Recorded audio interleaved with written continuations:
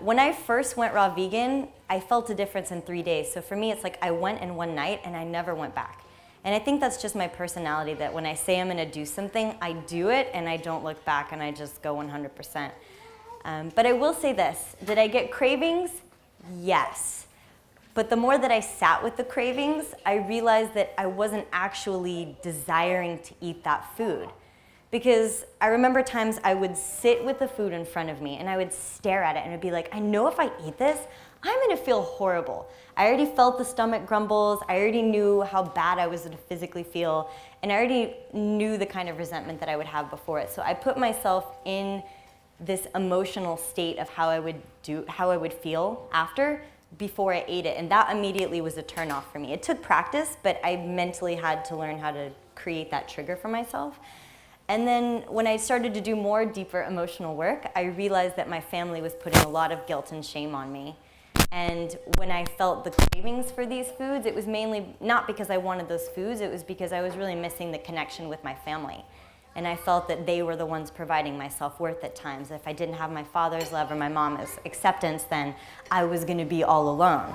Or I missed at times us being together at the table and everybody sharing, food. Or I missed my grandmother saying, keep eat, nu ska alla eat more food. I need you to eat all of my hummus, I missed that. And then I realized it's like, okay, well, just because I'm sitting at the table doesn't mean I have to feel alone. So I started learning how to make Lebanese dishes that I could put at the table and have everybody eat. And granted, I did this in the beginning and nobody would touch my plates that I made. And it hurt my feelings a lot. Because it's like my tabbouleh was sitting right next to my mom's tabbouleh and nobody would touch my tabbouleh. It was very, very hurtful. However, but then as they began to try it and they saw that I could make it better than the original, I really had to hone in on my skills. Quick story, my first Thanksgiving ever being a raw vegan, my grandmother prepared this whole Lebanese feast. I showed up with a plate of 12 pears. Like the mixed Basque ones, the green ones, the red ones. My mother looked at me with the eyes of death. So much so that she didn't let me sit at the adult table that day. I had to sit with like my 2- and 3-year-old little cousin nieces. It's like me sitting in this little chair with my pears. I remember my sister walking over to me that day. She's going like, it's okay, Pookie. I promise nobody really hates you. It's just different, I was just like, this is so bad.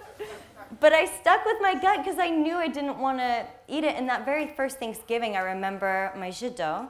At the time, remember this is 13 years ago, my judo's actually changed. My judo is my 94-year-old grandfather. He's my favorite person in the whole world. I remember him praying over this giant turkey in the middle of the table that day, and I had a hallucination of a dead body laying in the middle of the table, and I freaked out. Because in my mind, I was thinking, holy crap, they're eating a dead carcass.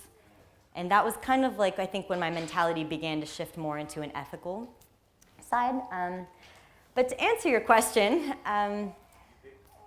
that Thanksgiving, it wasn't that Thanksgiving, but it was maybe 3 Thanksgivings later after I kind of had already gotten some of my other family members to try some Lebanese dishes that I made. So for instance, I'll say like something easy would be a tabbouleh or a fattoush salad, which fattoush is just cucumbers, tomatoes, and a bunch of herbs and some lemon juice, right? So the year that I made my pumpkin pie and I brought it, I was so proud of that thing. Like, it tasted really good. Like, I ate a whole one the night before and then came to Thanksgiving the next day. My grandmother, out of all of the people, she always makes the best pumpkin pie. But I put mine on the counter and everybody else brought their pies too. And I just remember by the end of the night, all the other pies were still sitting there and mine was completely gone. And after that, my grandmother every single year was like, Kristina, you're going to bring more of your desserts. You're going to bring more raw food. I was like, yeah, Nan, I will. Now, Thanksgiving is like the bane of my existence. Everybody wants me to make everything. I don't have enough time, and I go crazy trying to prepare all the food. But it's pretty fun. I made a YouTube video about all the things that I bring. Like, I can make a cauliflower stuffing and a green bean dish and dips and dressings, and I don't seem to have that problem anymore, but I think it did just take a little bit of time to wean. And I realized that if I can incorporate it somehow, then I don't quite miss these cravings because I still have this I still have the support of my family and the community that I wanted. But more importantly, I realized the connection with myself is the one that I really wanted. Yeah, and it taught me how to be really strong.